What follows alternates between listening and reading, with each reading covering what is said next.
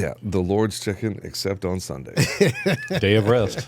Do you feel like churches got mad? Because, I mean, churches used to be the Lord's chicken. Because, I mean, you go into church. Because it's churches. That's right. Yeah. It's in the name. And then right after church, guess where you go? You go to Church's Chicken. Mm-hmm. Yep. Yeah, you do. That's it. It's either Popeyes or Churches. And then Chick-fil-A is like, oh, you think you're the Lord's chicken, huh? Not so fast, my friend. Exactly. Oh, man. Well, how in the world are we going to intro these two people? I have no idea, but what a great stinger right there. I'm telling you. Dude, yeah. I mean, we've had the mayor, we've had all these people on, and now we have the king and queen of McKinney. Oh, That's stop right. it. Oh, just stop it. Mr. and Mrs. McKinney. No, that's you and your wife. We had the No, president, you're Elizabeth. and we had the president, George Fuller, and the right. first lady, May Lee, Thomas Fuller, of course, but now the king and queen are here. So, Jesus Christ. yeah.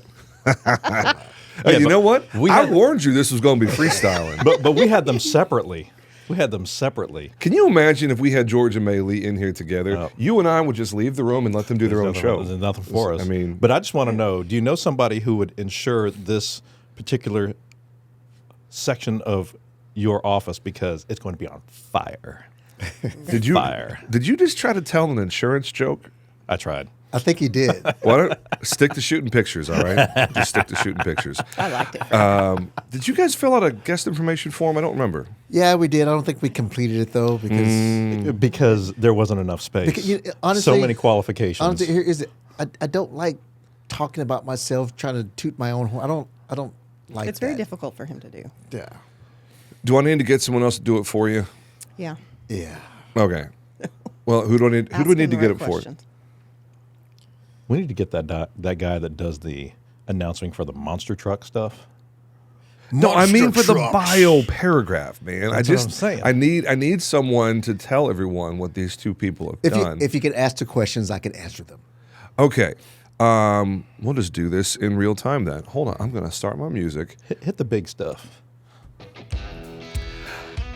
Darrell and Jill Barnes are the owners and operators of Gather in downtown McKinney, and Jill is an accomplished photographer, maybe even the best photographer in McKinney, according to a certain publication. She has the hardware to prove it. Yes, she does. She has the Plaques are hardware on the to prove wall, it. ladies and That's gentlemen. right. Plaques are on the wall. I'm in a good competition here. I'm telling you, the main reason why I reached out to Darrell and said, "Get your butt over here, man." He did.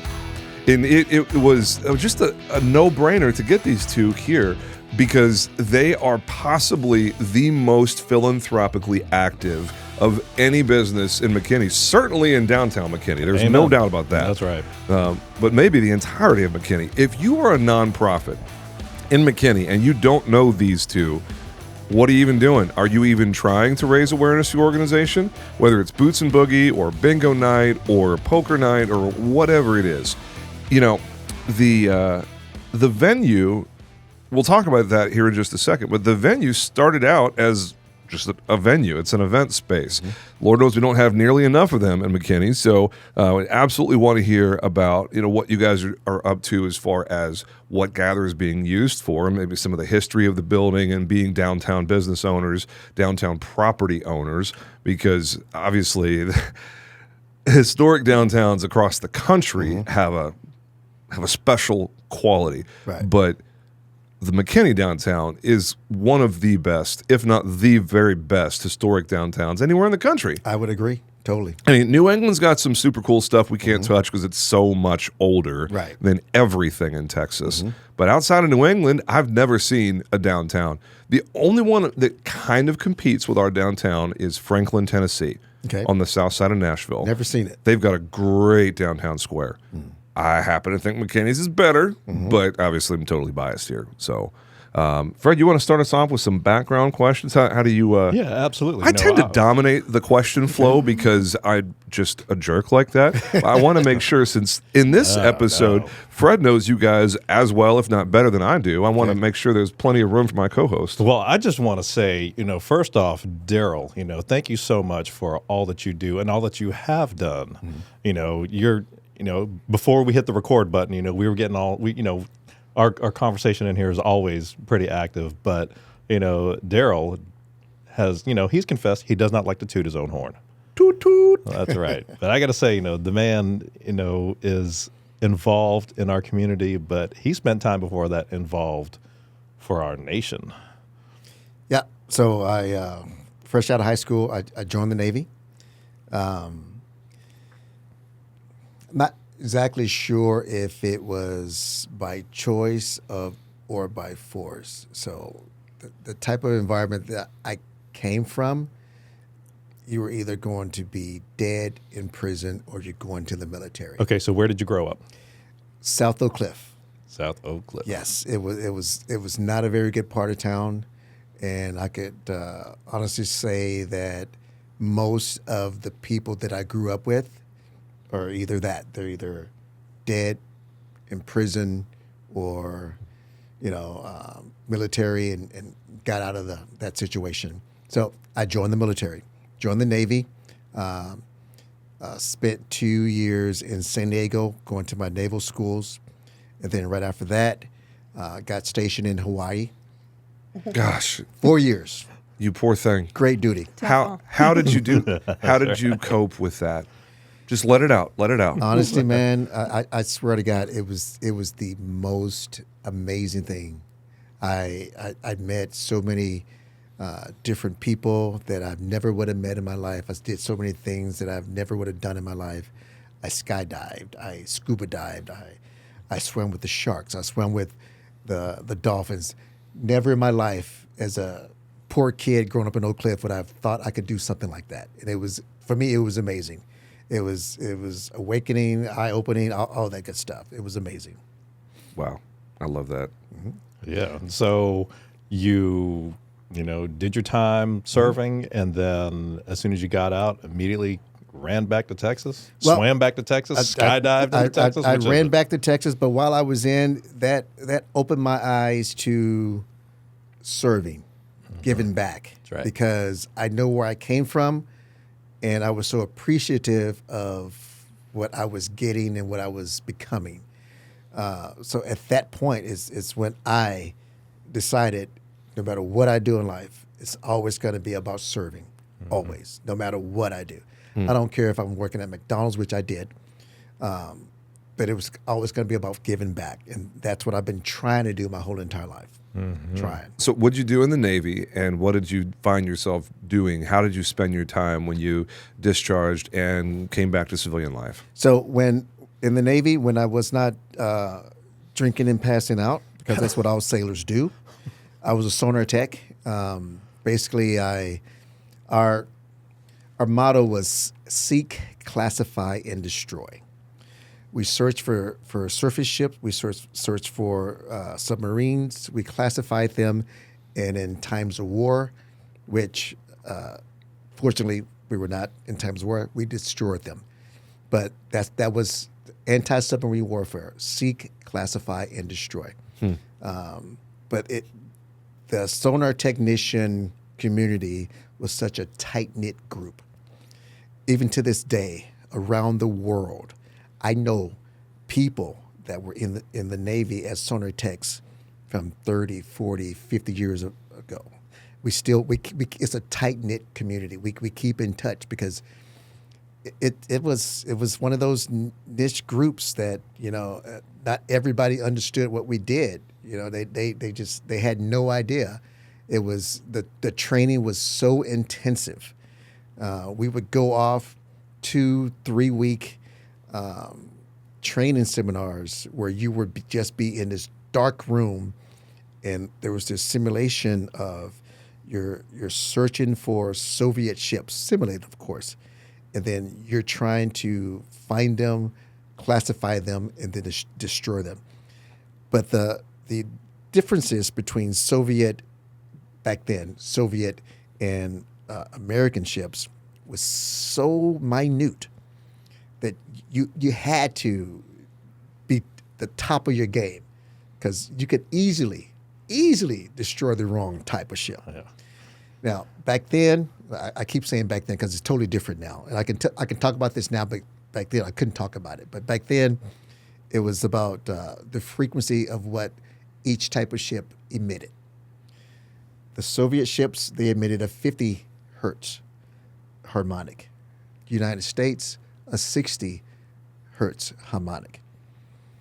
But when you get to like, okay, you got 50, 150, 200, when you get to 300, then that's the same as the United States, because that 300 divided by 5 divided by 6 is the same. So you have to be able to just pick out those minute details to determine, it may be 200 miles away. Are you looking through a scope? Are you listening? Like, You're that guy in the movies that's going contact. So do you remember Hunt for Red October? Oh, yeah. oh yeah, I was going to ask you absolutely. about Do you remember the sonar station with the little bing. Don Cheadle Yeah. on the scope? What was his name? His name was Barnesy. What's my last name? Barnes. Nice. But they called him Barnesy. Yes. That was me. So you're looking on the scope. You're not looking. There's not a video of it. You're looking at a video.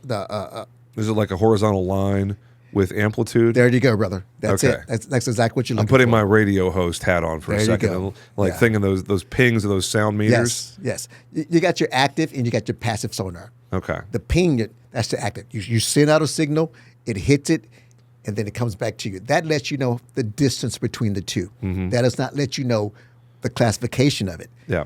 The microphones that we put out a mile and a half behind our ship, that detects the frequency. You listen to that frequency, and that determines if it's ours or theirs. The frequency of the engine that's operating. Not just the engine. It could be the toilet flushing. It could be the stove. It could whatever.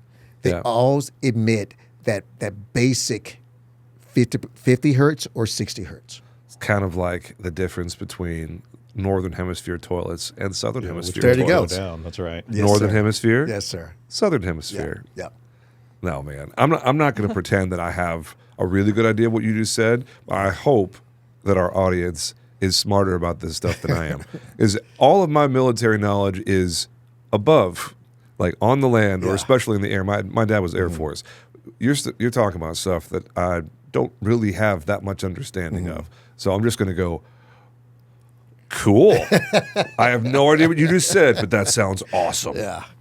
So I'll tell you what, if you were to read any of John Grisham's books about military, I don't know how he got it, but he's got so much detail of how it actually happened, how it actually works. John Grisham. All right. and So Tom Clancy too, right? Tom Clancy also, I want yes. to say, somewhere in our listening audience, somebody knows these two authors.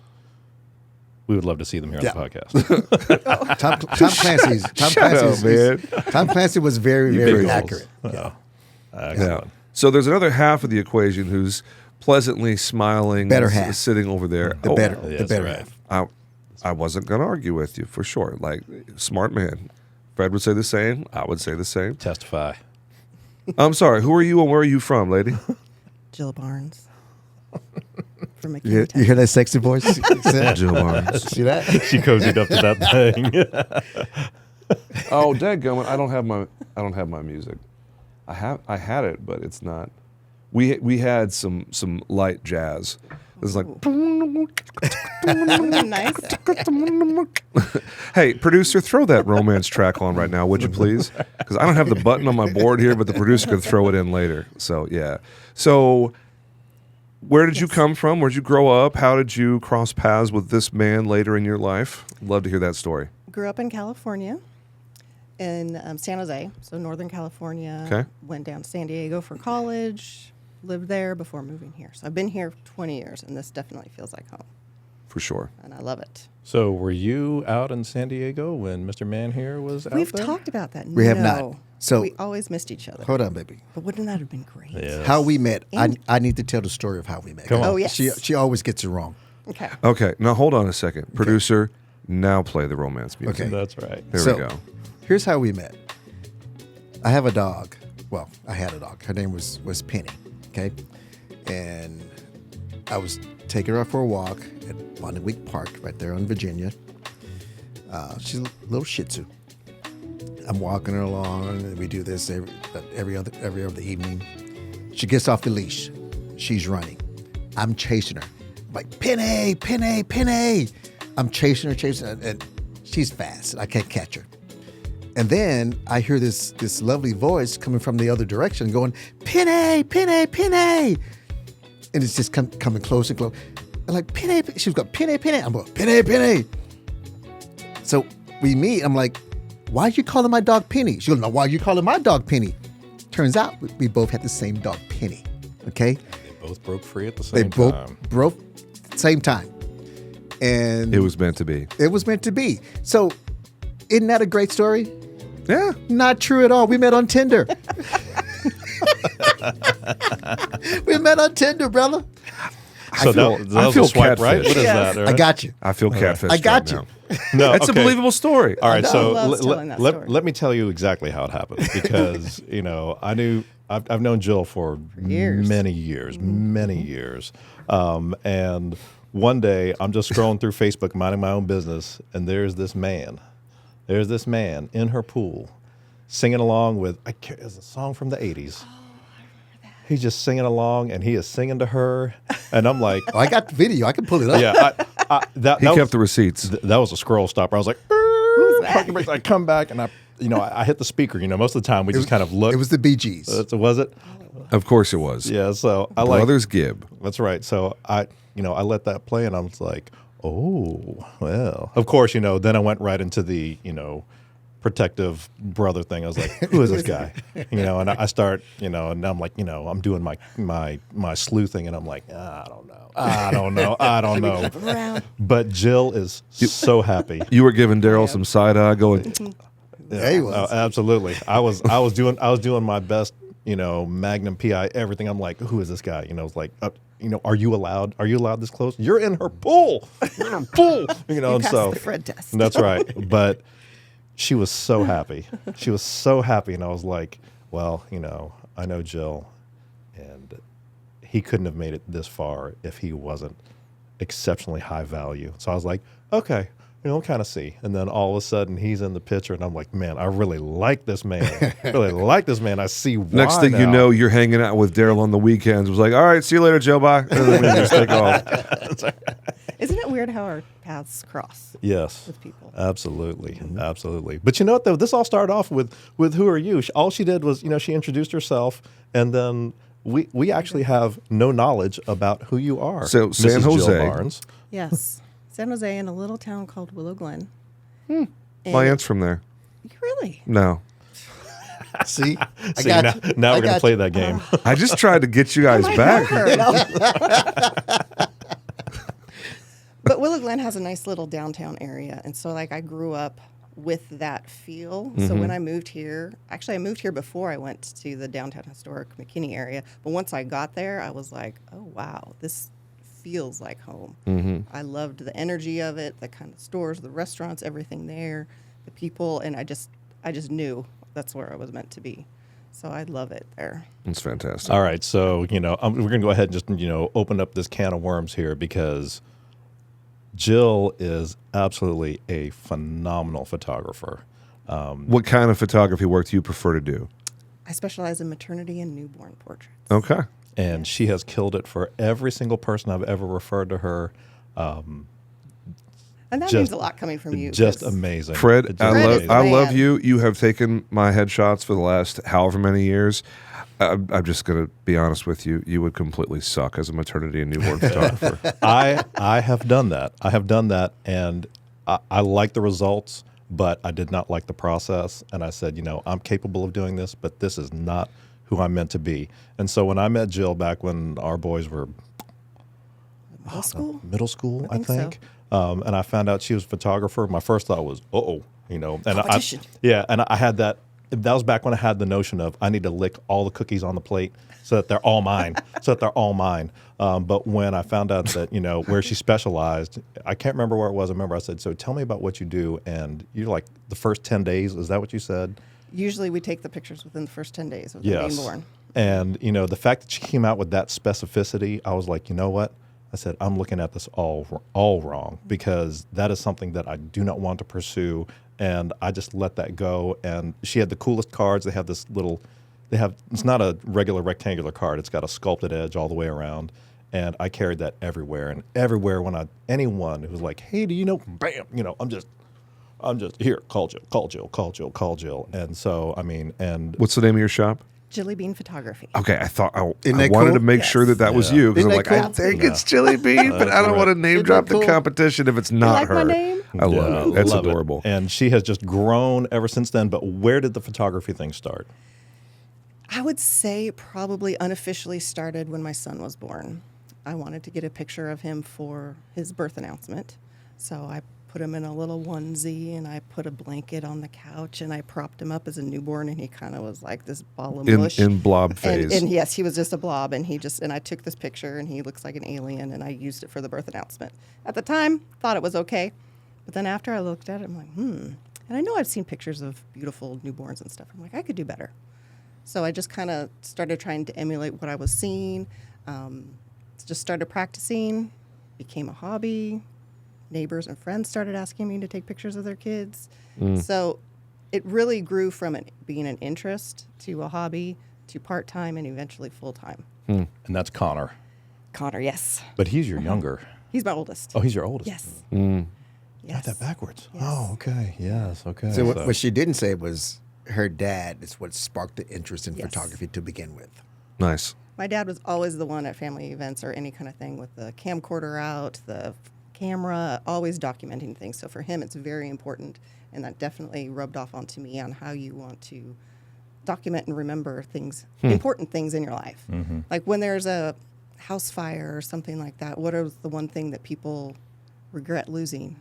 Pictures. Pictures. That's right. Yeah. And so that's what I tell my clients, even though now everything is so digital, I'm like, you have the digitals, that's great, but do something with them. Put them on the walls, put them where you can enjoy them, make a beautiful album so your kids can see it, so you can see it, so you can enjoy it. Yeah, I just want to say heirloom quality Yes. prints that you want to cherish.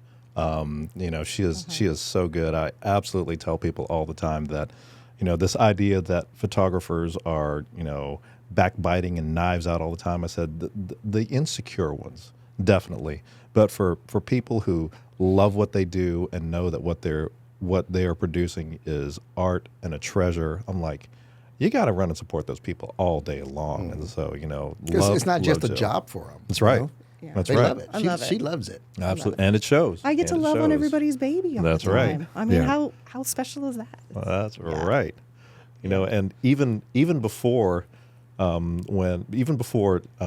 had the Gather, I remember being at an event downtown in the Gather, and Jill had set up basically a mom station, specifically. Oh, the diaper changing station. That's right. Yes. We still do that. That's right. But I remember that I looked, I was like, and that's one of those service-minded things. I was like, look, she's making zero profit off this. This is strictly because she knows what it's like for a mom to get out there and want to be able to, be with the grown-ups, but you have children, but you need a place where you can, chill. She had snacks, she had beverages, and a place to changing change table. diapers. I was like, look at that. I think it was Home for the Holidays. I would set that up. It was Yeah. one of those. Yeah, we It was still one of do those. that during Home for the Holidays, Oktoberfest. We still do it. That Yeah. is, it does not surprise me in the slightest bit because seeing the way that you guys do things, you're always looking to deliver value. As it's in your heart, obviously. I've just the care, the intentionality that I see from the two of you. It does not surprise me at all that that's something you guys would do. Because I mean, our kids are 7 and 5, so we're not in that phase anymore. But it wasn't that long ago that you always. It's kind of like when you're looking for the exit at a concert. When you're with that little one, you're always kind of keeping an eye on if there's a blowout. Where am I going? Exactly. If this kid vomits all over themselves and me, Strategy. where am I going? I kind of felt like a special forces person with a go bag. It's like we had that bag all the time, and it's got a change of everything. There's a onesie, there's diapers, there's wet wipes, the baby bag. I got to say, I love the description of blowout. That's we've had plenty of blowouts that come through Gather. Dude, I mean, the craziest one for me, because nobody ever tells you this stuff when you're not a parent. It never comes up in conversation. I don't know why there's not a parenting boot camp when it's like, There needs to hey, be. FYI, this is a thing. So when this happens to you, don't freak out. Yeah, It happens to everybody at some point. Yeah. It's the anti-gravity poop, exactly. where the poop goes all the way up the Everywhere. backside. Yep. I'm like, how do you get Yep. the poop halfway up your back? How did I get that poop in my ear? Yeah. How? Yeah. Yeah. Yeah, it's like it only happened one time, and I don't know why I'm telling this because my kids are a little bit older now, where they're flopping around and their hands do whatever, and they put their hand on their poopy backside and get poop on their hand, and then they're putting their hand everywhere. And so they're just like the vision of this diaper changing station at Gather. I had a little bit of PTSD because here I am talking about anti-gravity poop on the McKinney podcast. So I don't. Clearly, this is trauma that I haven't really dealt with. So, for our listening audience out there, I sincerely apologize. We're going to rebrand to the McKinney Poopcast. That's right. Oh my gosh, I cannot. Do y'all want to switch seats? I can't be next to this guy. But you know what, Oh, though? man. We would love for our listening and viewing audience to chime in. Have you ever had that situation? Anti-gravity poop, That's right. Anti-gravity. where you needed to right. find a changing station pronto. That's right. Yeah. Well, AGP. yeah. Anti-gravity. Anti-gravity poop. Oh my gosh. Okay, so when did this happen? Tender or Penny in the park or whatever, depending on what story you're telling. How did you decide, hey, you know what? Hey, this is a great Tinder date. Hey, I really like, hey, maybe this is more than a Tinder date. Maybe this is the person I spend my life with. How did that go down? Early 2017. Okay. We actually did meet on Tinder, and what attracted me to her profile was the beautiful smile. And I tell her this all the time, do I not? Yes, you do. It's her smile that drew me to her, and I just couldn't resist. I couldn't let it go. I was persistent. And we went on a date. And what was the first date? We went to Kelly's in Allen, and then later that night we went to You met me after the Santa pub crawl. the Santa Pub Down on the Crawl square. at the It was at the pub, right? Yes. Yep. That was our first date, and we've been happy ever since. Yeah. Wow. McKinney crazy. Pub Crawl. But now you're no longer in the drinking and passing out stage of life, right? No, You're- sir. You're grown now, right? I'm a grown man now. Yes. And there's no anti-gravity poop either, by the way. Now he drinks and passes out in his chair at home. That's right. So That's right. It's like, the man is never home. he's We're never busy. I'm home. always working. Never Busy. home. No, I'm always working. Okay, what happened in between there and you guys deciding, hey, let's purchase the business? Because the Jennifer Klassen and her family still own the building, right? Yeah. Okay, but you guys are the main tenant, and obviously you Right. purchased Gather the business. How did that come about? So, what people, I'm sure you guys are going to ask this question. What is it that most people don't know about you? That's it. I'm a huge Beatles fan. I know every lyric to every song, but Your profile photo had your one Beatles of t-shirt for a while. one of the songs that always, one of the lyrics that always sticks with me is John Lennon's. He says, "Life is what happens when you're busy making other plans." So I had been in the manufacturing industry for decades. I was contemplating retirement and all this good stuff, and Jill was really good friends with Jennifer Klassen, and she was ready to get out of the business. And Jill was like, "Yeah, why don't we do this? Why don't we?" I'm like, "No, I just want to be." But she convinced me. We did it, and initially, I was reluctant, but I got into it, and what made me actually love it is we got to be a part of so many special moments. The celebration of lives, the weddings, the rehearsal dinners, the 50th anniversary parties, the 10-year vow renewals.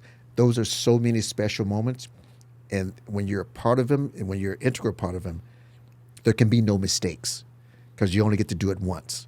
There could be no mistakes, and that's what really drew me into it. I absolutely love it. And once I got into it, I started to see how we can do other things in the community, how we can help the community. And that's what became really, really special to me. It's just, what can we do for the community? And I knew it would be a perfect fit for us too. 'Cause My photography studio is right above Gather, so I've been around the business for years. I've seen Jennifer work the business and stuff, so I was familiar with it. And I used to shoot weddings way back when, so I knew the wedding industry. And I knew, this was right up his alley too, is hosting events and being. Not really. Yeah, I'm just a people person. He's a people person. So he humble. walks in. Yes, That's right. so I knew it would be a good fit. So I was like, I really think we should do this. That's And like it's- saying, oh, I'm not really a basketball player. I'm just 6'10" with really long arms. yes. So it's perfect, and it's a lot of work. It's a lot more work than people think. Oh yeah. Oh, sure. But I love that we get to do it together. Because if it was just one of us doing it, if it was just him or just me, we were out busy on the weekends doing all these events, working late, and Couldn't do it. the other one was at Couldn't do home. No. It wouldn't make sense. No. No. I mean, And you wouldn't want even if to. yes, and if our kids were younger at the time, it wouldn't have made sense. Now kids are older and grown. It definitely makes sense. Definitely does. Yeah, but And- so I'm going to peel back the layers of the onion here. The truth is that while they are doing their thing and making sure that things go off with precision and accuracy and perfect timing, if you also look when the party hits that cruise control and the guests are dancing, you know who's out there? You know who's out there?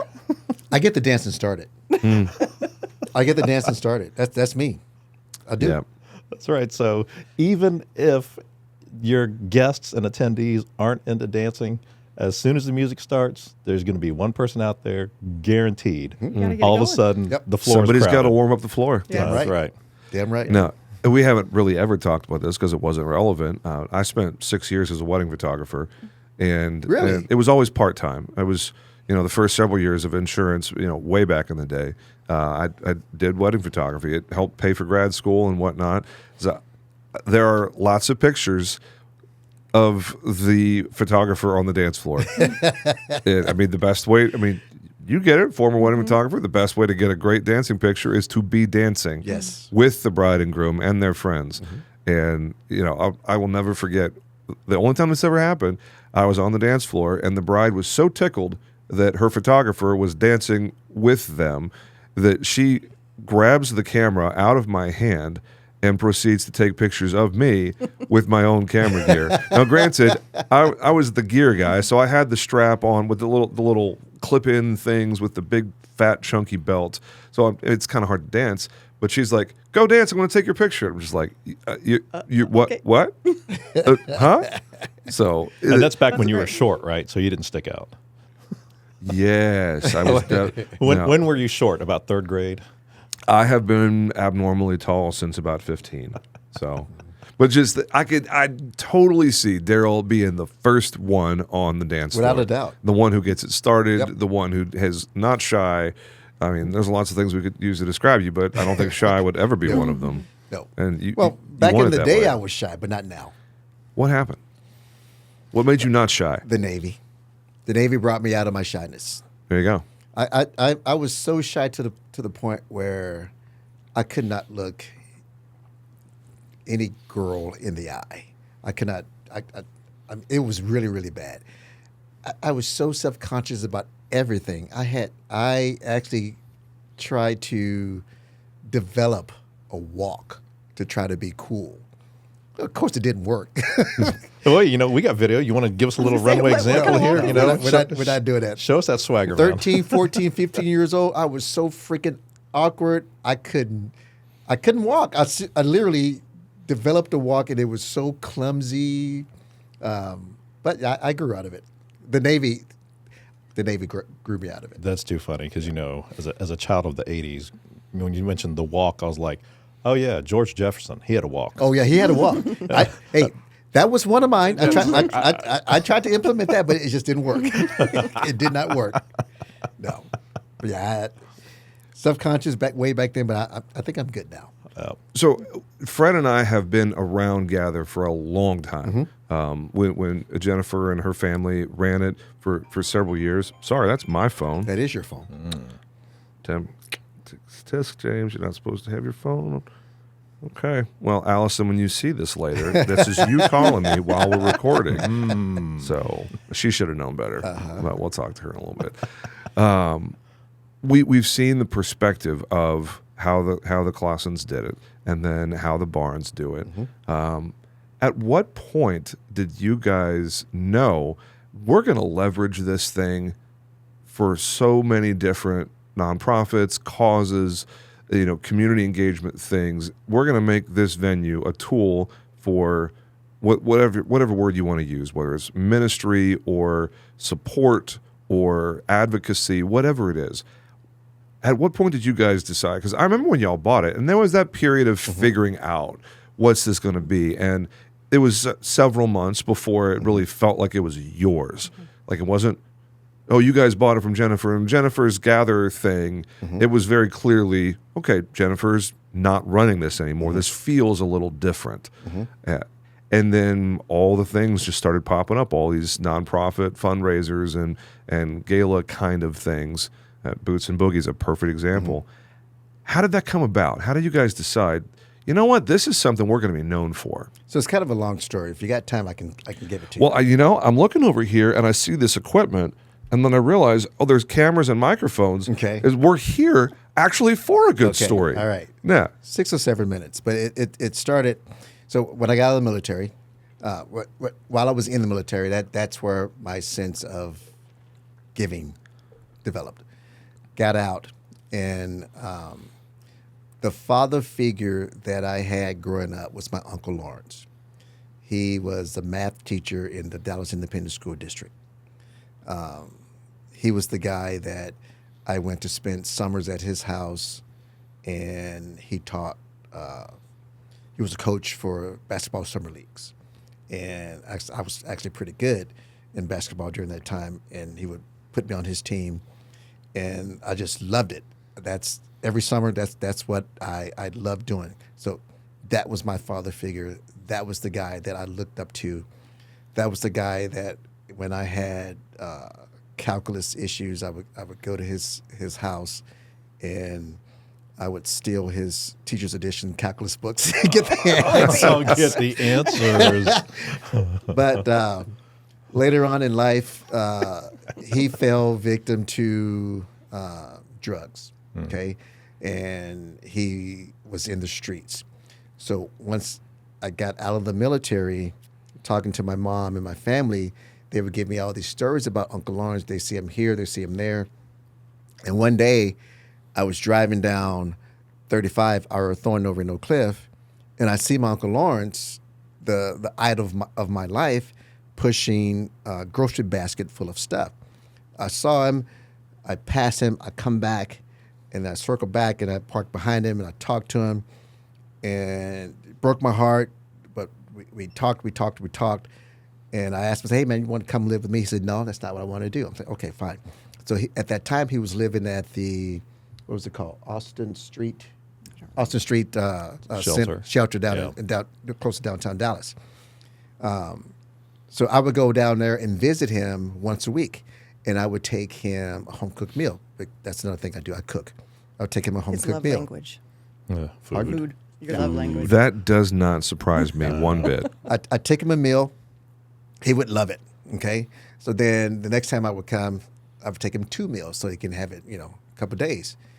And then he would share it with other people. And so the next time I would come, there would be 3 or 4 people with him saying, can you bring us some too? So that just kind of snowballed into the point where I was taking 10, 15, 20 meals every 2 or 3 days down there to feed his friends down there at the shelter. But that snowballed to the point where it was 50, 60, 70 meals. So then I got a couple of my Navy buddies to help cook. So we would go down there and we would cook out for them. And it got to the point where we were serving 150, 170, 200 people, each time that we would go down. We would go down on a Sunday. So we would serve 200 people on a Sunday. And then during that time is when I met Jill. And also during that time is when we bought Gather. And then it was like, okay, what can we do on a larger scale? Because I just wanted to help. So we started to look into the nonprofits around McKinney because this is our community. And we saw that there was a need here. And it wasn't just about the cooking. It was about how can you help with housing? What can you help with this? So we looked at not each individual, but several different of the nonprofits in the community, and we just started like, hey, would you like to be a beneficiary of this bingo? Would you like to be a beneficiary of this Boots and Boogie? Would you like to be a beneficiary of a gala? It just kind of snowballed and it built up to that. You know, it just didn't happen overnight. It just something that just snowballed and became what it is today, and that's that's our heart. And yeah, we've always wanted to help in the community. I think we both, it is deep in our hearts to do that. And him with feeding the homeless, he's done for years. Me with my photography, I have, I think for the past 5 years now, I donate free newborn sessions to foster babies. So the babies that are pulled into the foster system. So when they first get placed for that foster family, I'll do free portraits for them. And they get those beautiful jelly bean photos. So that's, in my little niche of the world, that's my way of giving back. His was the food. And then all of a sudden we have this wonderful venue. It's like, how can we utilize that? How can we do more? We already felt like we're doing something, but what else can we do? You can always do more. And I sat down with Patrick Cloutier, city councilman. Yeah. And I totally respect him, good friend of mine. And I told him that, we wanted to start our own nonprofit. And he gave me some great advice. He goes, Darrell, there's a million nonprofits out there. There's thousands in Collin County. What you should do is take the time to dive into 1, 2, 3 of them that's already existing and see if their purpose suits what you want to do. And that's exactly what I did. I started being operations manager at the McKinney Food Pantry. And I swear to God, man, it's the most rewarding thing I've ever done in my life. You get to meet the people, you get to hear their stories, you get to solve a lot of their issues. And then you also get involved with other nonprofits that associate with that McKinney Food Pantry. So you're in the nonprofit world in McKinney at that point. And so once I was in that nonprofit world and getting to know everybody and getting to know what the actual need is out there, what I saw was the need that I could provide is these nonprofits, especially the smaller ones, they didn't have the capacity, the facility, the resources for fundraising, for meeting spaces, for galas, for all that stuff. So Jill and I talked, and we decided to start our nonprofit, and it's called Gather's Vision. And Gather's Vision, what we're doing is we're providing the space for these other nonprofits to come, to have their fundraisers, to have their galas, to have their meeting spots, their employee appreciations, their volunteer appreciations. We haven't had our first Gather's Vision event yet because the actual tax exempt is not done yet, but within the next couple of weeks, it will be done, and we're going to be flying, brother. We're going to be flying. I think it's amazing. They were recognized during the last Volunteer McKinney Awards banquet. Yeah. And that was a great honor. And I was like, I'm not surprised. Of course, I'm also there going, I know them. But, I just want to point out, the big thing here is that, yes, these organizations, they need money. And, for people to be able to just stroke a check, that's amazing. But they're giving physically of their time. And, I think that speaks beyond anything because time is the one thing we can't bank. We absolutely can't bank that, and it's like, how am I spending this? How am I spending this moment? Where am I giving it? And so you're just so involved in the community that's it's amazing. And that's a good point. We're giving that time, but we're also giving that gather experience. Yes, like we're still giving that same quality that we give to the weddings. Mm-hmm. So when a nonprofit wants to have a gala, it's just not going to be throw open the doors and you just you're on your own. No, we're giving that same high quality experience to those small nonprofits. That's right. Yeah, and so on that note, describe for us what exactly is, when you walk through the doors at Gather, what can people expect there, and why would they come and use, your event space? So, number one, I mean, you guys have been there. Gather's beautiful. So we don't have to actually sell the space. We sell the experience. And the experience is you get both of us at each and every event. And we have an amazing staff. And I would say, 60% of our staff has been there since day one. They absolutely, they know Gather. They believe in Gather. They believe in the experience. And that's what it is. It's the beauty of the experience, and it's just the quality. Right, baby? It's not just a space. When you do have an event there at Gather, you get us, you get our staff. And I think that's what's important. It's more personal. Some of these larger venues that might be owned by a bigger corporation or something, you just have some random worker that might be working your event, and they don't understand you. They don't understand what your focus is for your event. With us, you get us. And I think that's really sets us apart. Our heart's in it. Yeah. And we care about all of them. Yeah. Well, and correct me if I'm wrong here, but other than the upstairs ballroom at the Grand Hotel, you guys are the only actual meeting space in downtown, right? Not necessarily so. So around the corner on Lamar, there's the station. Oh, that's right. Right next to the Yeah, it's a converted retail store Yeah. that's now a small, small to medium venue. Yeah, and actually across the street, Fontina Restaurant, they have an upstairs area that's a meeting space for about 30 people. Okay. Yeah, there's more. And what's down your there. capacity at Gather? So 204 up and mingling, 150 sitting down. Okay. Yeah. That's such a great number. Yeah. No, I don't want to do the math, how many times I've been in there. It's At least once a week. since 2016, it's probably 400 or 500 times I've been in that building. Yeah. No, that's something wild to think about.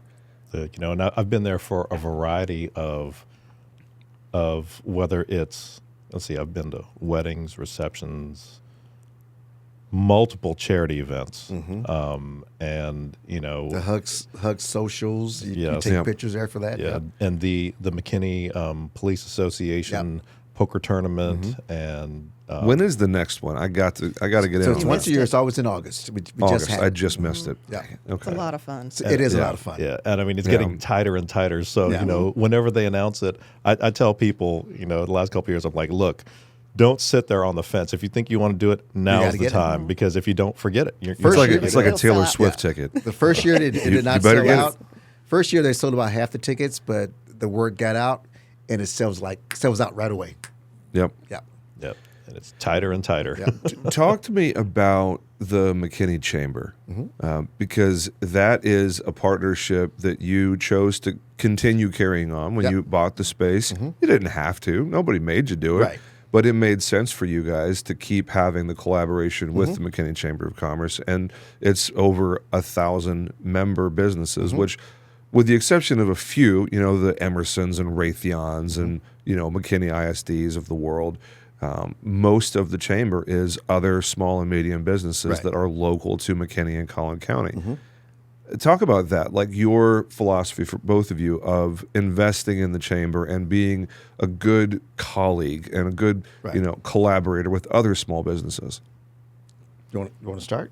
I think it was important for us in the beginning to really get involved in the chamber because we knew some people, but we weren't involved. We didn't have that good community connection.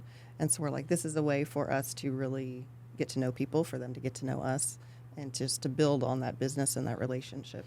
Because I looked at it when we first made that partnership. I looked at it as how can it benefit us, and that first year that we partnered with them was phenomenal. 21% of our total revenue was generated by the chamber or referrals from the chamber, which was amazing that first year. We needed it, That's incredible. and it's gone down since then. But that's just to be expected because you've already used those resources. But that it's still there. That revenue, that connection is still there. Yep. It gets our name out there. Like I said, Gather sells itself. So as many people that come through there, they see it. They're like, "This is a beautiful place. I want something to do with this. I want to do something here." And that's the huge part of it. It's just getting people in the door, letting Gather sell itself.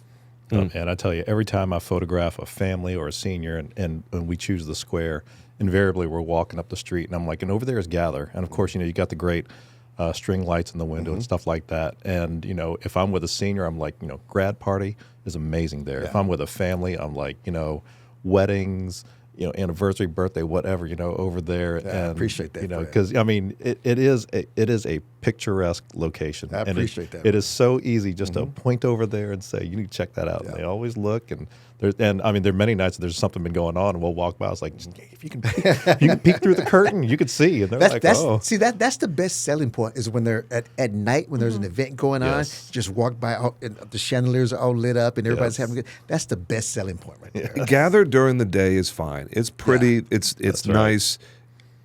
Gather at night is Yes. where it's at. It's special. That building shines Yes. Yeah. when the sun goes down. Without a doubt, yes, definitely. Yeah, Absolutely. I've only been in there at night 4 or 5 times What in the the last hell? 8 years. What the hell? I know. What are you doing tonight? We'll turn the lights on for you. There you go. No, the 2 points I want to make, and then wrap it up, and Fred can do the lightning round thing. It's such a beautiful conversation because people who don't get it might be bored with this episode, going, "What's the big deal? It's just a building. Like, it's just a business where people rent the space out. So what?" You don't get it. It is just a building until you put people in it. Until Exactly. you put stories in it, until you put families and loved ones in it, until you put creating core memories in it, where kids are giggling and laughing, and parents are smiling, and friends are hugging or dancing, or cheering their glasses together, or Right. whatever. It is celebrating of the human experience. Yeah, it is just a building until you open the door and people walk in. Exactly. And then it's something special. Exactly.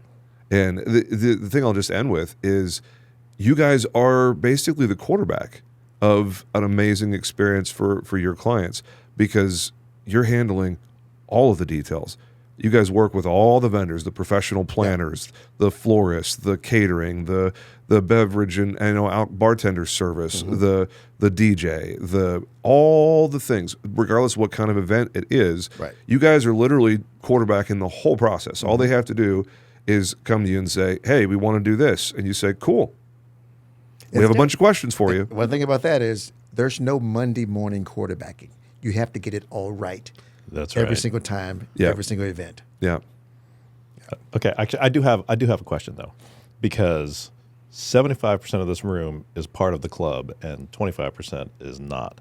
What would you say is one thing that you have drawn from specifically Leadership McKinney that you would say you've applied and benefited to your business? Now you're currently in it. Currently in it. So yes. can you I'm say so jealous, by the way. can you say It's so anything right great. now? Okay, so It's the best thing ever. Ugh.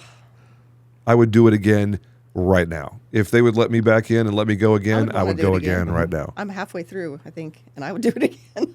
So is there It's- anything right now that you would say, or it's just so much? So Leadership McKinney is through the McKinney Chamber, and it's once a year. They get 35 of us 35, yeah. It's the people together largest class, this one, right? to They learn. started that last year. Last Okay. year was the first year with 35. So we learn about the city, we learn about the government, the community, all aspects of the city, and it has been eye-opening so far. Just the different how city council works. We went on a tour of the airport. We just learned all these different things. We're going to the state of the city address thing here in a couple weeks. So it is amazing, and the people that are in it, we're all leaders in their own way, but yet we're all like a team. And it's really great to see the bonds and the relationships that we've been making with each other. And I feel really privileged to be in that. I love it so far. That's right. And Fred, really like what are you doing, you bum? Get in there. Next my, year. my wife is in Jill's Elizabeth's class. in it with That's me, right. and I we are know. having a great time. I said, ladies first. But now that when I looked at the when I was there for the kickoff and they were announcing all the people, I was standing there taking pictures, going, Well, Darrell did it last year. So Yeah, I he, did he it last graduated year. last year. So Yes. each time he would come home, I'm like, how was leadership?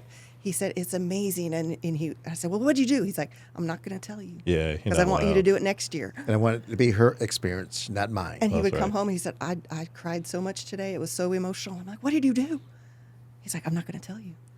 I will say, I will see you. The next time I'll be there is probably in January for SimSoc, which is short for Simulated Society. And oh He man, that's he wouldn't fun. tell me about that either. So. I'm not going to tell you Don't a say thing. anything about it. Oh, Okay, I'm not. but you know, It's like Fight Club. The first rule of That's right. SimSoc is you don't talk about SimSoc. Exactly. so. Exactly. Yeah. How would you say leadership McKinney has affected you or impacted you, or I what can- principles have you taken from that? So the biggest thing I've taken from Leadership McKinney is the friendships that I've developed, and it's from people from so many different industries. But it's not like you try to utilize or take advantage of them and what they do to help you. It's just the friendships, man. They're just good people. And I love good people, and to me that's all it is. It's the friendships. To me, that's what it really is. The friendships. No. And to this very day, I'm we still hang out. We have a happy hour once every other month from my class. We'll gather or wherever else. We'll have a happy hour just to get together and catch up with each other. The friendships. Yep. Yeah. So- And- Go ahead. Okay. You got it. You got it. I was just going to say that I have photographed Leadership McKinney at some stage or another through various things for I don't know how many years now, and I do have to agree that the friendships and the opportunities, the knowledge, all those things, the connections that are made, I just it's amazing. And at last year's graduation, seeing the former alumni all celebrating the newest graduating Right. class, I was like, that's was amazing. Yeah, it is. It is. And so, we're not the Leadership McKinney podcast, but definitely, as the one person who has not gone through it, I'm like, dog, I'm behind. If you look over there on that board, the number of names up there that are graduates of Leadership That's McKinney right. is Probably most of 'em. is well over 50%. Yeah. Oh, easily. So, Definitely. now I'm not going to say that you have to graduate Leadership McKinney to do anything of substance in this town, but it certainly won't hurt. No. Come And on, you- Fred. That's right. Oh, I'm in. Just, Elizabeth, ladies No, first. Ladies first. I knew this was going to be a long episode. It is exactly what I thought it was going to be. It's beautiful. This is going to drop the Monday of the week of Thanksgiving. Okay. So, as you reflect on McKinney and your experiences here, I'd love for you just to end, each of you, with one or two things that you're thankful, that you're grateful for in your life here in McKinney. I'm grateful for a wonderful husband who's a great partner in life and in business. I'm very thankful for our wonderful community and the personal and the business relationships that we have cultivated over these last couple of years. And it just McKinney feels like home. I love it. No, McKinney is home. Walking in downtown McKinney, even people that you don't know.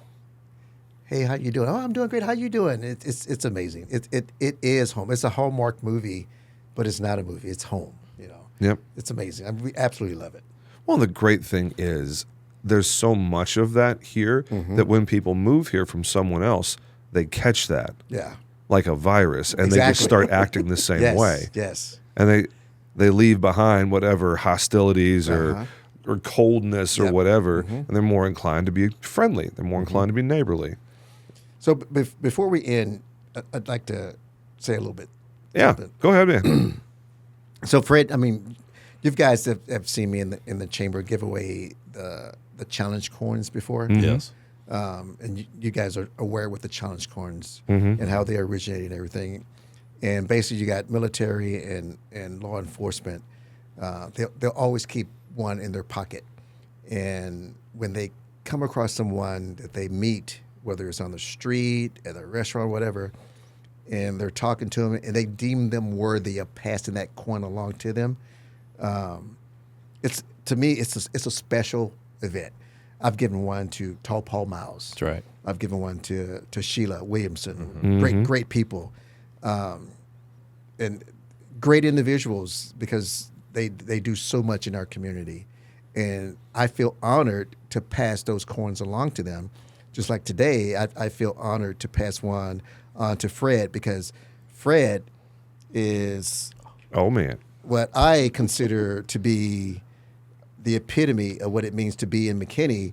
You do so much good for our community.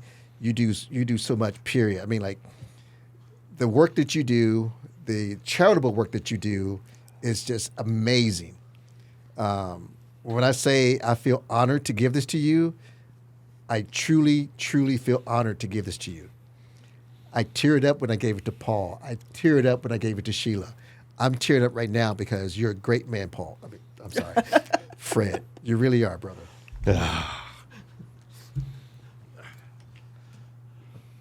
And I give this in all sincerity because you're a great person, brother. I appreciate you. I appreciate everything you do. Thank you. Everything you do. Man. I will cherish that. Wow. If you're not watching the video version of this episode, you're missing out. Go check out the YouTube channel so you can see what just happened. And you got to remember, that's not yours to keep. That's right. When you find someone worthy, you pass it along. That is not yours to keep. So that means I've got to hang on to this. You always keep it in your always with pocket. me. You have That's to right. always keep it in your pocket. It is not yours to keep. I'll take a photo and then I'll find that person. Thank you. Yes, sir. Thank you. I will cherish this moment. All right. Thank goodness my father brought me up right with a handkerchief. I'm telling you. At night. Why are we going to do that, man? That's like all sorts of. Well, as my amazing grandfather said, the hanky in your pocket is for you. The hanky in your jacket pocket is for her. That's right. So, Thank No. you. I will Man. I will find that person. My brother. I'll find that person. well, Okay, so- anything else I say at this point is just going to That's right. be blah blah blah by comparison. But we still have to lightning round. Okay, We still have to lightning round. Rock This is and gonna be roll, interesting man. because we've got two in studio guests here. Okay, so knowing that we're in the Halloween Thanksgiving time here, candy corn or black licorice? Candy corn. Ooh, neither. Candy corn. Neither. That's my answer. They're Neither, both but gross. I guess candy corn. Candy corn. Because black licorice. Candy corn is less gross than Yes. licorice. Candy corn. But still, All right. When it comes to candy, chocolatey or fruity? chocolate. Chocolate. Chocolatey. Okay, so we have some agreement there. Okay. Apple cider or pumpkin spice? Apple cider. Pumpkin spice. Shocker. You see the way she's dressed, all styling. Of course, she's going to say pumpkin spice. Should have came in with my pumpkin spice latte. So Surprised she doesn't have like a crocheted beanie on with That's some right. sort of like dangly thing off the side. no, but she probably has a closet full for all the little all my babies. props. Oh my goodness. I don't even know what your closet must be like. There's so many amazing things. Stuffing or cranberry jelly? Stuffing. Both. Both. Together. Yeah. Together. There's room on the plate. Okay. That's always Friday after is always the best day because you're just making a casserole of all the leftovers and tossing them in a bowl Now, together. do you call it stuffing or do you call it dressing? In the black community, we call it dressing. You would always Does call that- it dressing, and we I'm like, do. it's stuffing. You stuff it. Yep. Yeah. Okay, so when it I comes call it dressing. It's when, dressing. but when Yeah. it comes to the cranberry jelly or Power to the cranberry people. sauce? Jelly. Jelly. Straight from the can? Straight from the can. Old school. We had this conversation We with slice Ken Carley from the airport earlier today. And I said, I want my cranberry slurping out of the can with the ridges on it. Like, if it doesn't have ridges on it, it ain't real not- cranberry. That's what I'm saying. Yes. If you don't have to go and like Yeah, jiggle the that's what I'm can to talking get it about. to go, Just slice just it. like slurps out, Yes, makes the yes. grossest little Yep. sound. Uh-huh. Yeah. That's it. That's what I Good. said that, Oh, man. on the audio spectrum, a can of Spam and a can of cranberry jelly are exactly the same, except for And probably Darrell. our He poor could probably hear the audience- difference. Our poor audience has heard this line of conversation twice now. That's right. So, folks, I promise you we're retiring the sound effects after this episode. But any more lightning round? No, man, go right for the big one. All right, we got the last question here. This is the big one. Uh-oh. Imagine, if you will, a swimming pool of infinite size and 6 feet deep. There are no edges to this pool. Who would win in a fight between a giant polar bear, I mean like 12-foot tall polar bear, and a great white shark?